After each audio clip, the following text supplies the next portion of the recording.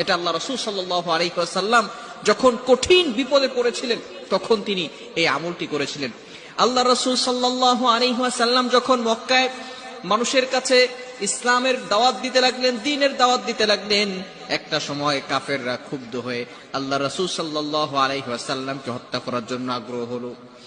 যখন কাফেরদের কুরাইশদের সবচেয়ে বড় বড় যে নেতারা ছিল তরবারি নিয়ে আল্লাহ রাসূল সাল্লাল্লাহু আলাইহি ওয়াসাল্লামের উপর অ্যাটাক করার জন্য আসলেন, এমন সময় আল্লাহ রাসূল সাল্লাল্লাহু আলাইহি সাল্লামের কাছে জিবরাইল আলাইহিস সালাম এসে বললেন, ইয়া রাসূলুল্লাহ, ইয়া হাবিবাল্লাহ, মক্কার কুরাইশ আপনার উপর অ্যাটাক করতে আসতেছে, আপনি এখনই হিজরত করে মদিনায় চলে যান, হিজরত করার সময় হয়ে গেছে। আল্লাহ রাসূল সাল্লাল্লাহু আলাইহি ওয়াসাল্লাম আলী রাদিয়াল্লাহু তাআলা আনহুকে তার বিছানায় রেখে তিনি হিজরত করার জন্য বের হয়ে গেলেন।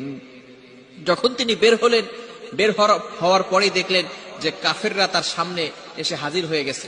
এমন সময় আল্লাহ রাসূল সাল্লাল্লাহু আলাইহি ওয়াসাল্লাম এক মুষ্টি মাটি নিয়ে সেই মাটির উপরে আল্লাহ রাসূল সাল্লাল্লাহু আলাইহি সাল্লাম সূরা ইয়াসিনের একটি আয়াত পড়ে ফু দিলেন এবং এই মাটিগুলো যখন তাদের চোখে মারলেন, সমস্ত মানুষের চোখে আল্লাহ পাক রব্বুল আলামিন এই মাটিগুলো দিয়ে দিলেন, যার ফলে আল্লাহ পাক রব্বুল আলামিন তাদের চোখে এমন ব্যবস্থা করে দিলেন তারা আর দেখতে পেলেন না। আল্লাহ রাসূল সাল্লাল্লাহু আলাইহি ওয়াসাল্লাম সেখান থেকে তাদের চোখের সামনে দিয়ে বের হয়ে গেলেন, তারা টেরও পেল না। সুতরাং আল্লাহ পাক রব্বুল আলামিন এই একটি আয়াতের কারণে আল্লাহ রাসূল সাল্লাল্লাহু আলাইহি ওয়াসাল্লামকে এই কঠিন বিপদ থেকে হেফাজত করেছেন। আয়াতটি হচ্ছে 22 নম্বর পারা 19 নম্বর পৃষ্ঠার 14-15 নম্বর লাইন, সূরা ইয়াসিনের 9 নম্বর আয়াত, ওয়াজআলনা মিন বাইনি আইদিহিম সাদ্দা ওয়া মিন খালফিহিম সাদ্দান ফাআগশাইনাহুম ফাহুম লা ইউবসিরুন।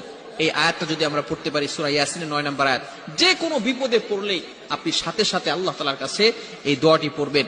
এই দোয়াটা পড়লে আল্লাহ পাক রব্বুল আলামিন গায়বী ভাবে আপনার